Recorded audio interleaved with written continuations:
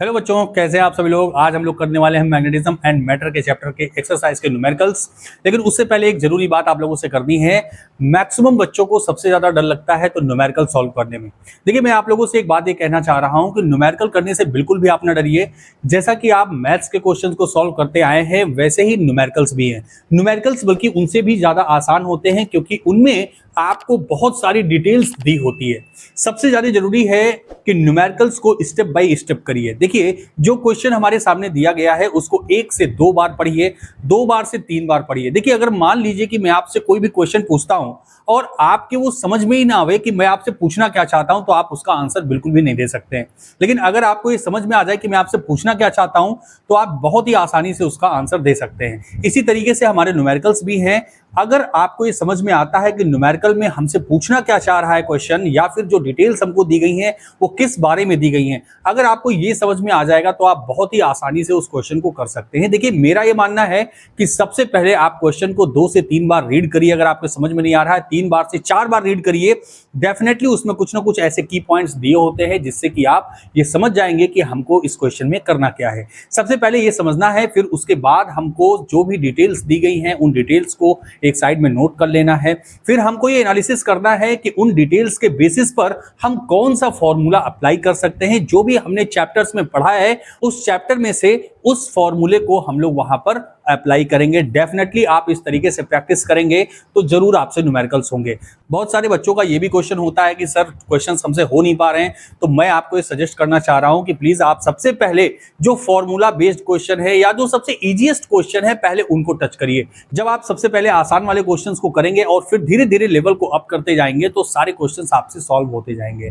तो चलिए, देर ना करते हुए सबसे पहले हम लोग स्टार्ट करते हैं इस चैप्टर के सबसे पहले क्वेश्चन के साथ, जो कि हमसे कह रहा है short bar magnet placed with its axis at 30 degree with a uniform external magnetic field of 0.25 Tesla experiences a torque of magnitude equal to 4.5 into 10 to the power minus 2 joule.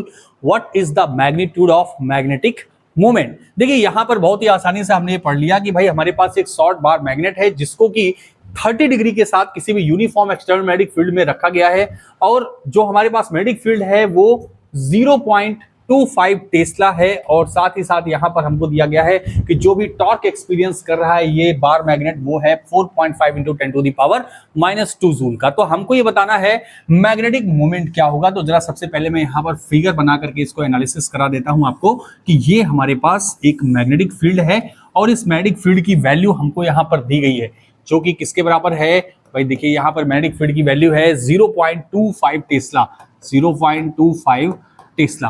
और हमसे कहा गया कि इस बार मैग्नेट को यहां पर 30 degree के साथ प्लेस किया गया है। तो देखिए, बार मैग्नेट को हम कैसे प्लेस करेंगे, कुछ इस तरीके से प्लेस करेंगे। यहां पर हमारा नॉर्थ पोल है, यहां पर हमारा साउथ पोल है, और जो मैग्नेटिक डायपोल मोमेंट है वो किस डायरेक्शन में होगा भाई, साउथ से नॉर्थ पोल में होगा।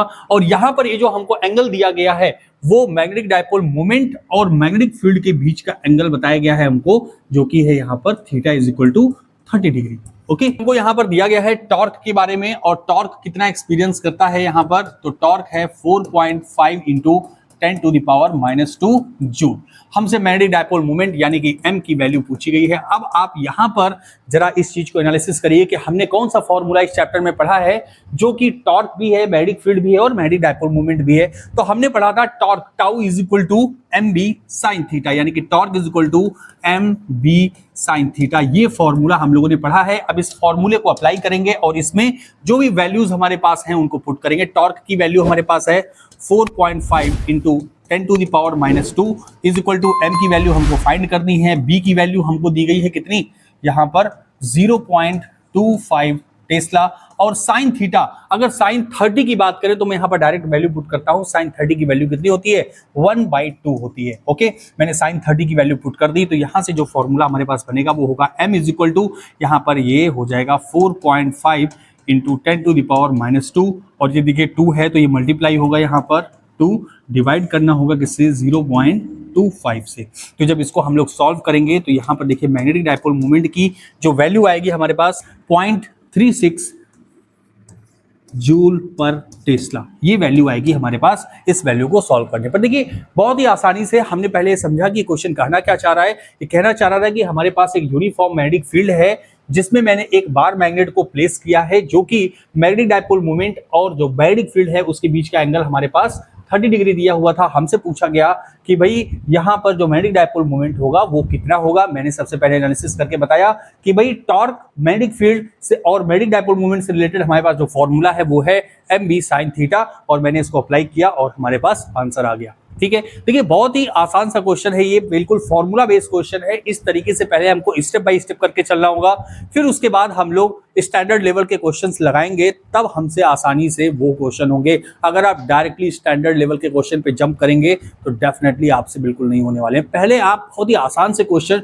जो कि फॉर्मूला बेस्ड दिए गए हैं, हमारे एक्सरसाइज में दिए गए हैं एनसीईआरटी के, पहले आप उन क्वेश्चंस को करिए। अगर आपसे वो क्वेश्चंस हो जाते हैं तो डेफिनेटली जो स्टैंडर्ड क्वेश्चन आएंगे वो भी मैं आपको करवाऊंगा। एग्जाम के टाइम पर मैं आपसे वो स्टैंडर्ड क्वेश्चंस भी करवाऊंगा जो आपको इस समय बिल्कुल टिपिकल लगते हैं, वो बिल्कुल आसान हो जाएंगे आपके लिए। लेकिन जब आप इन आसान क्वेश्चंस को, फॉर्मूला बेस्ड क्वेश्चन को किए रहेंगे तभी आपके लिए वो आसान होंगे, अदरवाइज वो भी टिपिकल हो जाएंगे। चलिए चलते हैं हम लोग next question. Magnet of magnetic moment m = 0.32 joule per Tesla is placed in a uniform magnetic field of 0.15 Tesla if the bar is free to rotate in the plane of the field, which orientation correspond to its। यहां पर पहला question हमसे कहा गया stable and दूसरा कहा गया है अनस्टेबल इक्विलिब्रियम।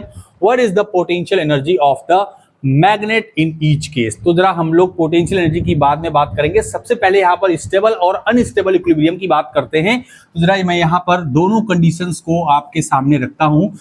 जब मैंने आपको टॉर्क वाला केस बताया था कि स्टेबल और अनस्टेबल इक्विलिब्रियम की कंडीशन कब आती है, देखिए जब किसी भी बार मैग्नेट को हम कुछ इस तरीके से प्लेस करें कि नॉर्थ पोल जो हमारा हो वो मैग्नेटिक फील्ड की डायरेक्शन में हो और साउथ पोल मैग्नेटिक फील्ड की अपोजिट डायरेक्शन में हो, या फिर ओवरऑल मैं कह सकता हूं कि जो डायपोल मोमेंट की डायरेक्शन हो वो मैग्नेटिक फील्ड की डायरेक्शन में हो। इस केस में जो मैग्नेटिक फील्ड और डायपोल मोमेंट के बीच का एंगल होता है वो कितना होता है, 0 डिग्री होता है, और इसी कंडीशन को हम लोग क्या कहते हैं, स्टेबल इक्विलिब्रियम।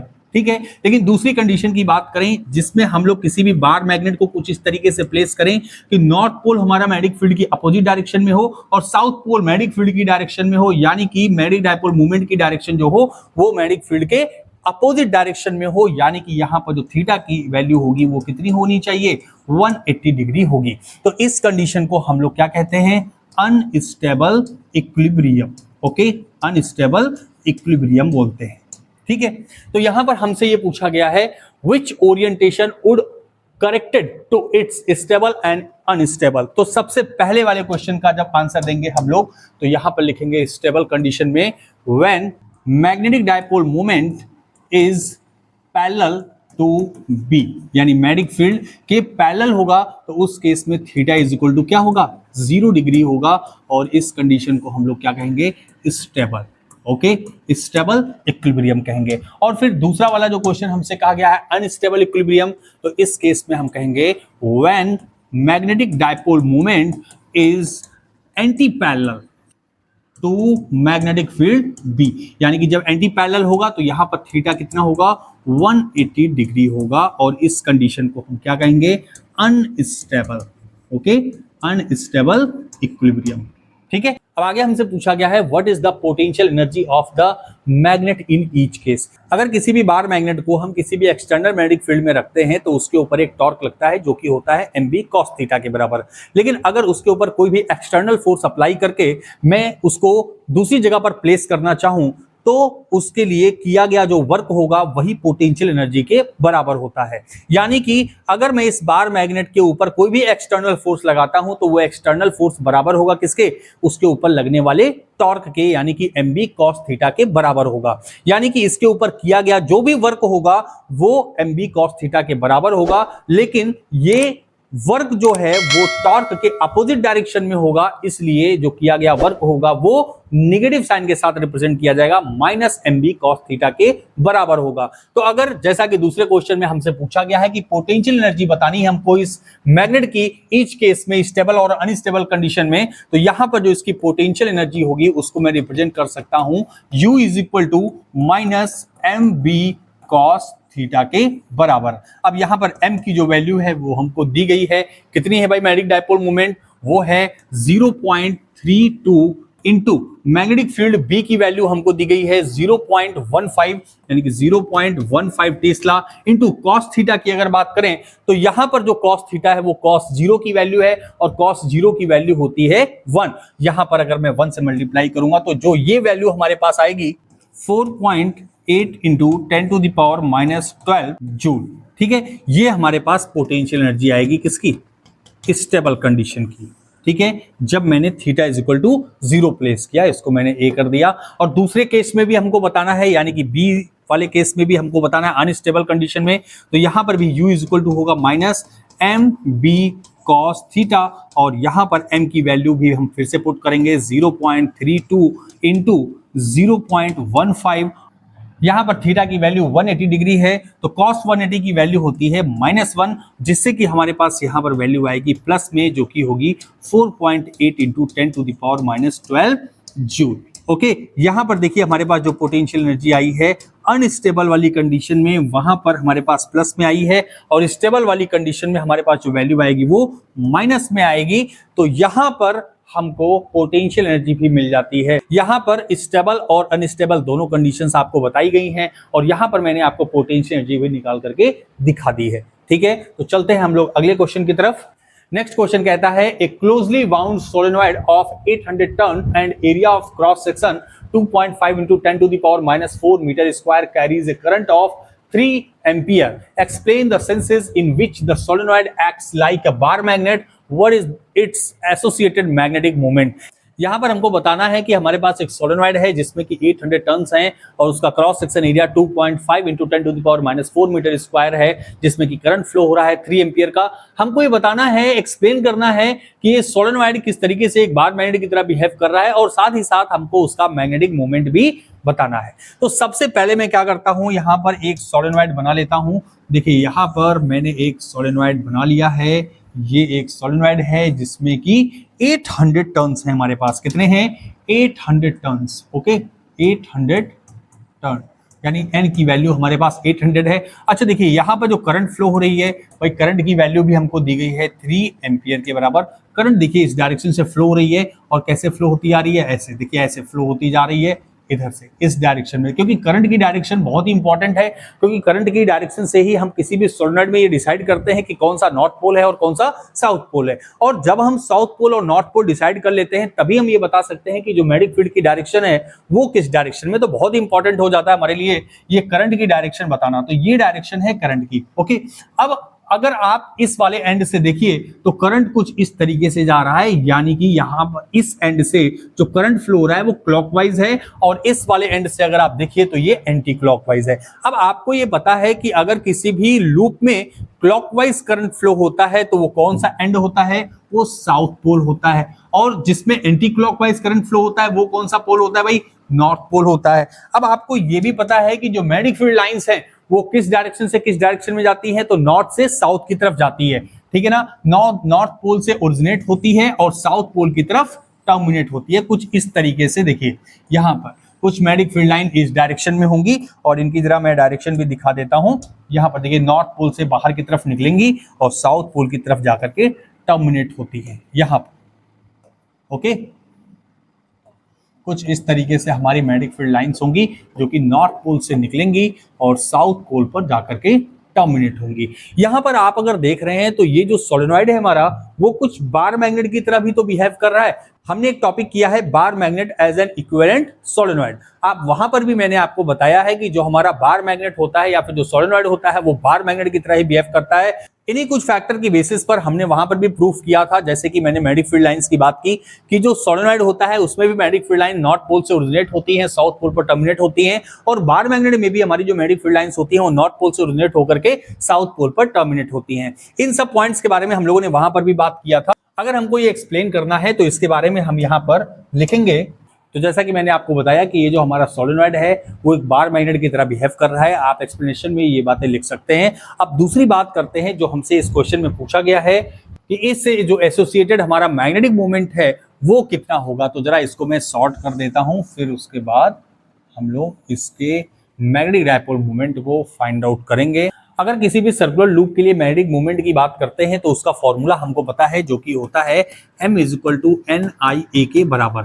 यहाँ पर नंबर ऑफ टर्न्स की अगर बात करें, जो कि हमको दिया गया है 800 के बराबर, करंट हमारे पास दी गई है 3 एम्पियर की, और जो क्रॉस सेक्शन एरिया है वो भी दिया गया है 2.5 × 10⁻⁴ मीटर स्क्वायर का। अगर हम इसको सॉल्व करते हैं तो हमारे पास जो वैल्यू आएगी वो होगी 0.60 जूल पर टेस्ला। ये हमारा फाइनल आंसर होगा जो मैग्नेटिक मोमेंट को रिप्रेजेंट करेगा। तो यहाँ पर हम ये बता सकते हैं कि कोई भी जो सोलेनॉइड है वो हमारा एक बार मैग्नेट की तरह बिहेव करता है, क्योंकि जो मैग्नेटिक फील्ड लाइंस हैं वो जैसे हमारे बार मैग्नेट में होती हैं वैसे ही हमारे सोलेनॉइड में भी होंगी, नॉर्थ पोल से ओरिजिनेट होकर के साउथ पोल पर टर्मिनेट होंगी। और अगर बात करते हैं, जैसा कि इस क्वेश्चन में हमसे पूछा गया है कि मैग्नेटिक मोमेंट कितना होगा, तो उसका फॉर्मूला हमारे पास है NIA का, मैंने वैल्यू रखी और हमारे पास आंसर आ गया 0.60 जूल पर टेस्ला। ठीक है, चलते हैं हम लोग नेक्स्ट क्वेश्चन पर। तो नेक्स्ट क्वेश्चन हमारा कहता है, if the solenoid is exercise 5.5 is free to turn about the vertical direction and a uniform horizontal magnetic field of 0.25 tesla is applied, what is the magnitude of torque on the solenoid when its axis make an angle of 30 degree with the direction of applied field? तो बहुत ही आसान सा question है। हमारे पास यहाँ पर कह रहा है कि हमारे पास एक एक्सटर्नल मैग्नेटिक फील्ड है, कुछ इस तरीके से मैं यहाँ पर बना देता हूँ। ये हमारी मैग्नेटिक फील्ड है B, और इस मैग्नेटिक फील्ड में हमने क्या रखा है, एक सोलेनॉइड प्लेस किया है, और सोलेनॉइड कुछ इस तरीके से मैं बना दे रहा हूँ। यहाँ पर देखिए, इस तरीके से मैंने एक सोलेनॉइड इस एक्सटर्नल मैग्नेटिक फील्ड में प्लेस किया है। ये हमारा साउथ पोल है और ये हमारा नॉर्थ पोल है। हमारे मैग्नेटिक डायपोल मोमेंट की डायरेक्शन है वो साउथ से नॉर्थ डायरेक्शन में है, और हमसे यहाँ पर बताया गया है कि जो मैग्नेटिक डायपोल मोमेंट है और जो मैग्नेटिक फील्ड है इसके बीच का एंगल हमको दिया गया है, जो कि है थीटा = 30 डिग्री। अब हमसे यहाँ पर पूछा गया है क्या, कि हमको बताना है कि टॉर्क कितना होने वाला है। तो टॉर्क का फॉर्मूला हमको पता है, टॉर्क का फॉर्मूला होता है mb sin थीटा। थीटा की वैल्यू हमारे पास है। मैग्नेटिक डायपोल मोमेंट की अगर बात करें तो हमको पता है, पिछले वाले क्वेश्चन में हमारे पास मैग्नेटिक डायपोल मोमेंट की जो वैल्यू आई थी वो कितनी थी, जरा हम लोग यहाँ से देख लेते हैं, जो कि थी 0.60। ओके, तो यही वैल्यू हम लोग यहाँ पर पुट करेंगे मैग्नेटिक डायपोल मोमेंट की जगह पर, जो कि होगी 0.60 इंटू मैग्नेटिक फील्ड यहाँ पर हमको दी गई है 0.25 टेस्ला। और यहाँ पर अगर बात करें साइन थीटा की, तो वो है एंगल मैग्नेटिक डायपोल मोमेंट और मैग्नेटिक फील्ड के बीच का, जो कि हमको 30 डिग्री दिया गया है। तो यहाँ पर साइन 30 की बात करते हैं तो साइन 30 की वैल्यू होती है 2, और अगर हम इसको सॉल्व करते हैं तो सॉल्व करने पर देखिए 2 से कैंसिल हो जाएगा, क्या 0.30 आ जाएगा ये, और 0.30 को अगर 25 में मल्टीप्लाई करेंगे तो ये आएगा 7.5 इंटू 10⁻⁻2 जूल। ये हमारा टॉर्क आएगा। बहुत ही आसान सा क्वेश्चन है, एकदम फॉर्मूला बेस्ड क्वेश्चन है, बिल्कुल भी इसमें कुछ भी नहीं करना था, मैंने जस्ट वैल्यू निकाली और वैल्यू को यहाँ पर पुट कर दिया है, आंसर हमारा आ गया। चलते हैं हम लोग नेक्स्ट क्वेश्चन पर, जो कि कहता है, a bar magnet of magnetic moment 1.5 joule per tesla lies aligned with the direction of a uniform magnetic field of 0.22 Tesla. What is the amount of work required by an external torque to turn the magnet so as to align its magnetic moment? और पहला question हमसे यहाँ पर पूछा गया है normal to the field direction, second one opposite to the field direction. What is the torque on the magnet in case first and second? यहाँ पर क्वेश्चन हमसे कहना क्या चाह रहा है, जरा पहले उसके बारे में समझते हैं। देखिए, क्वेश्चन ये कहना चाह रहा है कि हमारे पास एक बार मैग्नेट है जो कि स्टेबल कंडीशन में रखा हुआ है।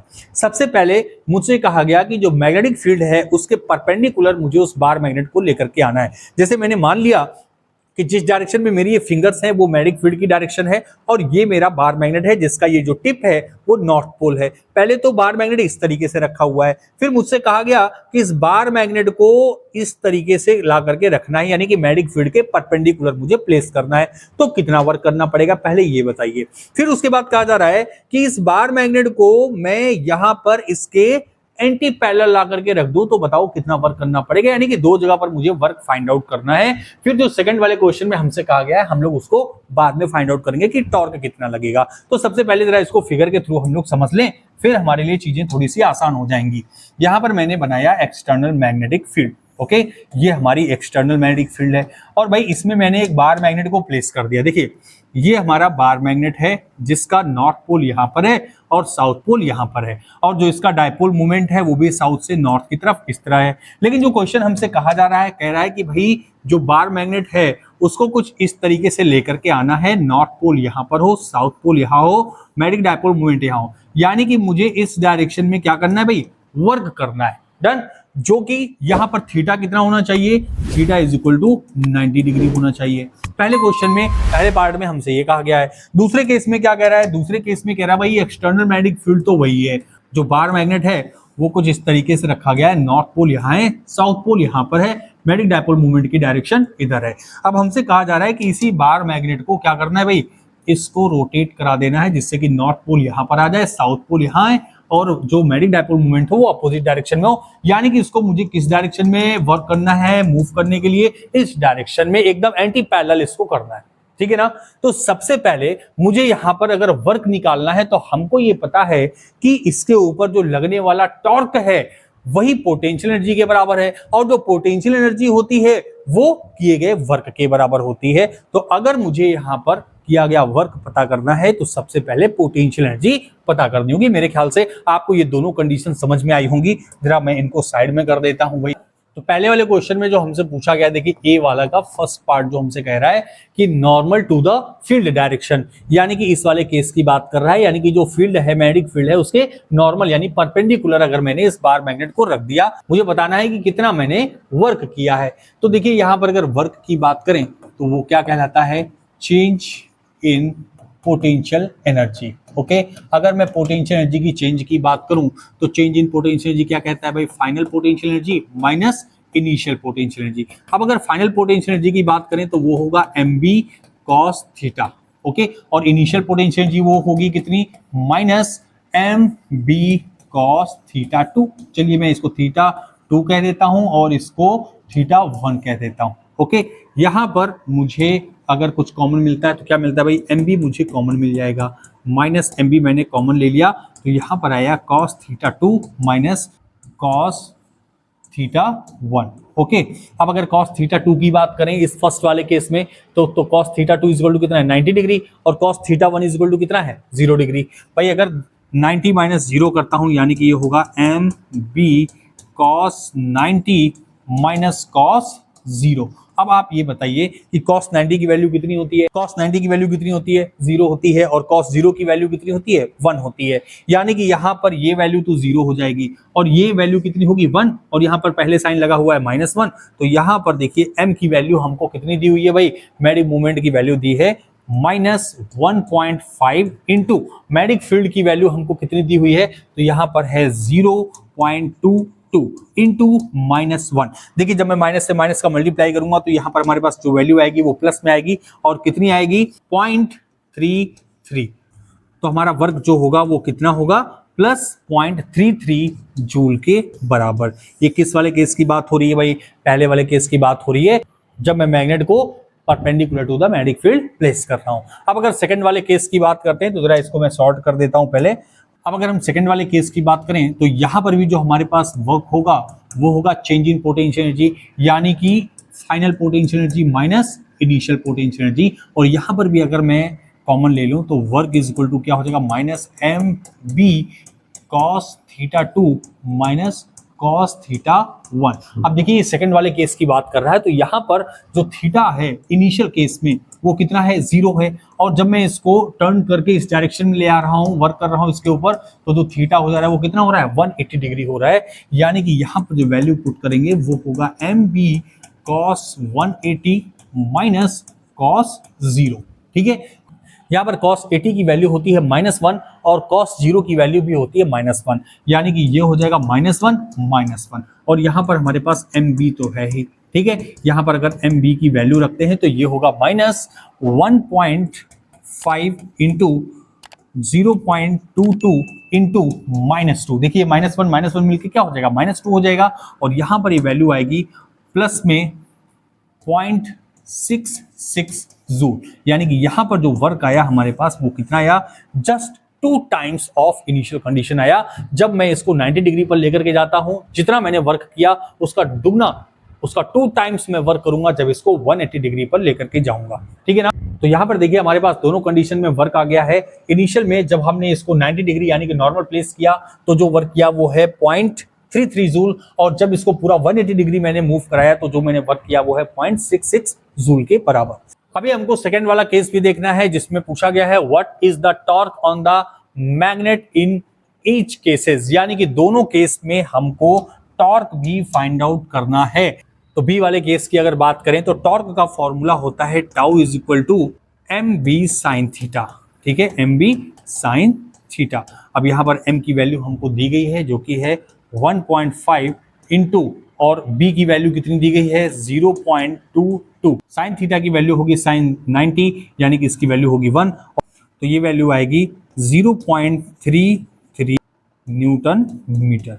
ओके, तो ये जो टॉर्क हमारा फर्स्ट वाले केस में आएगा वो आएगा ये। ओके, अगर सेकंड वाले केस की बात करें, यहां पर हम टॉर्क फाइंड आउट करें तो ये आएगा, यहां पर भी फॉर्मूला हम लगाएंगे एम बी साइन थीटा का, और यहां पर भी m की वैल्यू अगर हम प्लेस करें 1.5 इंटू बी की वैल्यू होगी 0.22 इंटू साइन 180 की बात करें तो साइन 180 की वैल्यू होती है 0 डिग्री, और 0 की वैल्यू हो जाएगी, यानी कि यहां पर जो टॉर्क हो जाएगा वो कितना हो जाएगा 0 हो जाएगा। नेक्स्ट क्वेश्चन है हमारा, a closely bound solenoid of 2000 turns and area of cross section is 1.6 into 10 to the power minus 4 meter square carrying a current of 4 ampere is suspended through its center allowing it to turn in a horizontal plane। तो पहला इसमें हमको find out करना है what is the magnetic moment associated with the solenoid. तो magnetic moment हम लोगों को फाइंड करना है, ठीक है भाई, इसके बारे में बात करेंगे। फिर हमसे कह रहा है what is the force and torque on the solenoid if a uniform horizontal magnetic field is इतना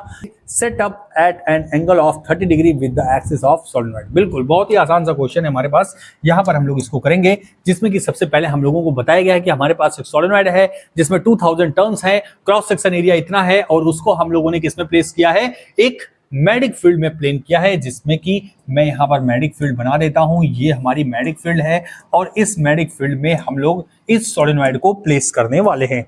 यहाँ पर मैंने इस सोलेनॉइड को कुछ इस तरीके से प्लेस किया, देखिए यहाँ पर, और इस सोलेनॉइड का हमको क्रॉस सेक्शन एरिया भी दिया गया है, यहाँ पर मैं मेंशन कर दे रहा हूँ कि जो क्रॉस सेक्शन एरिया है वो है 1.6 इंटू 10 टू द पावर -4, और यहाँ पर इस सोलेनॉइड का जो हमारा साउथ पोल और नॉर्थ पोल होगा, मैंने कहा ये साउथ पोल है और ये वाला नॉर्थ पोल है, और जो मैग्नेटिक डायपोल मूवमेंट की डायरेक्शन है वो साउथ से नॉर्थ की तरफ है। अच्छा, यहाँ पर दूसरे वाले पार्ट में हम लोगों से कहा गया है कि जो एंगल है वो भी हमारा 30 डिग्री का है, ठीक। लेकिन सबसे पहले हम लोगों से फाइंड आउट करने के लिए कहा गया है कि मैग्नेटिक मूवमेंट बताइए। तो मैग्नेटिक मूवमेंट आपको मैंने बताया था कि अगर किसी भी सर्कुलर कॉइल की बात की जा रही है, किसी भी सर्कुलर कॉइल का जो मैग्नेटिक डायपोल मूवमेंट होता है वो होता है NIA के बराबर, यानी कि M इज इक्वल टू होगा NIA। तो यहाँ पर नंबर ऑफ टर्न्स हमको दिए गए हैं जो कि है 2000, करंट की वैल्यू हमको दी गई है जो कि है 4 एम्पियर, और जो क्रॉस सेक्शन एरिया है वो भी हमको दिया गया है 1.6 इंटू 10 टू द पावर -4। एकदम फॉर्मूला बेस्ड क्वेश्चन है, जब आप इसको सॉल्व करेंगे तो इसका आंसर आएगा 1.28 एम्पियर मीटर स्क्वायर। ये हमारा मैग्नेटिक डायपोल मूवमेंट आ जाएगा जो कि ए वाले पार्ट का है। फिर बी वाले पार्ट में हमसे कहा गया है what is the force and torque on the solenoid if a uniform horizontal magnetic field इतना, यानी कि बी वाले पार्ट में हम लोगों से पूछा गया है कि इस सोलेनॉइड के ऊपर कितना नेट फोर्स लगेगा या फिर कितना टॉर्क लगेगा, हमसे ये पूछा गया है। तो भाई अगर नेट फोर्स की बात करें तो जो नेट फोर्स होगा वो तो हमारा कितना होने वाला है भाई, वो तो 0 होने वाला है, क्योंकि हमको पता है कि जितना इस डायरेक्शन में इसके ऊपर फोर्स लगेगा उतना ही फोर्स इस डायरेक्शन में भी लगता है, यानी कि टॉर्क जितना इधर लगता है उतना इधर भी लगता है, यानी कि जो नेट फोर्स होगा वो तो हमारे पास 0 होगा। लेकिन अगर टॉर्क की बात की जाए तो टॉर्क हमारे पास होता है mb sin थीटा। यहाँ पर जो हमारे पास मैग्नेटिक डायपोल मूवमेंट m की वैल्यू है वो है 1.28, और जो मैग्नेटिक फील्ड है वो हमारे पास है 7.5 into 10 to the power -2 tesla, और यहाँ पर अगर साइन थीटा की बात की जाए तो वो है साइन 30 डिग्री। तो साइन 30 डिग्री की वैल्यू मैं डायरेक्टली यहाँ पर 1/2 पुट करता हूँ। अगर इस वैल्यू को मैं सॉल्व करूंगा तो जो टॉर्क की वैल्यू आएगी वो होगी 0.048 न्यूटन मीटर, ये हमारा टॉर्क होगा। तो बिल्कुल बहुत ही आसान सा क्वेश्चन था ये, जिसमें हम लोगों ने फॉर्मूले पर जस्ट वैल्यू पुट की है और मैग्नेटिक डायपोल मोमेंट और टॉर्क की वैल्यू हम लोगों ने फाइंड कर ली है। चलते हैं हम लोग नेक्स्ट क्वेश्चन की तरफ, और नेक्स्ट क्वेश्चन हम लोगों से क्या कह रहा है, ए short bar magnet has a magnetic moment of 0.48 joule per Tesla, give the direction and magnitude of magnetic field produced by the magnet is distance 10 centimetre from the centre of the magnet of, ठीक है। फिर उसके बाद हमसे पूछा गया है the axis and the equatorial line. हम लोगों से यहाँ पर पूछा गया है कि मैग्नेटिक फील्ड के बारे में बताइए, कहां पर, एक्सिस पर और उसकी इक्वेटोरियल लाइन पर। तो सबसे पहले जरा एक्सिस की बात करें, हमारे पास यहाँ पर एक बार मैग्नेट है, मैंने कहा ये साउथ पोल है, ये नॉर्थ पोल है, और जो भी डिस्टेंस हम एक्सिस लाइन पर कंसीडर करते हैं उसके सेंटर पॉइंट से कंसीडर करते हैं, और मैंने कहा यहाँ से कुछ 10 सेंटीमीटर के डिस्टेंस पर एक पॉइंट है, यानी कि ये वाली जो डिस्टेंस हमको दी गई है वो कितनी है, 10 सेंटीमीटर है, और अगर इसको मीटर में कन्वर्ट करते हैं तो ये हो जाएगी 0.1। अब हमसे यहाँ पर पूछा गया है कि भाई मैग्नेटिक फील्ड कितनी होने वाली है, तो आपको इसके पहले वाले चैप्टर में मैंने बताया था कि अगर कोई भी बार मैग्नेट है तो उसकी एक्सिस पर कितनी मैग्नेटिक फील्ड होती है, तो उसका फॉर्मूला मैं यहाँ पर लिख देता हूं, B इज इक्वल टू होता है μ0/4 2m/r³। जस्ट यही वाला फॉर्मूला आप लोगों को यहां पर अप्लाई करना है, क्योंकि हमारे पास क्या क्या चीजें दी गई हैं। देखिए मैग्नेटिक मोमेंट की वैल्यू दी गई है, यानी कि कैपिटल M की वैल्यू हमारे पास दी गई है 0.48 जूल पर टेस्ला, और यहां पर हमको जो डिस्टेंस है यानी कि r की वैल्यू भी हमको दी गई है, कितनी है, 10 सेंटीमीटर, जिसको मैंने मीटर में कन्वर्ट किया 0.1 मीटर के बराबर। और यहां पर अगर μ0/4 पाई की बात करें तो μ0/4 पाई की वैल्यू कितनी होती है भाई, देखिए मैं यहां पर लिख देता हूं, μ0/4 पाई इज इक्वल टू होता है 10⁻⁻⁷।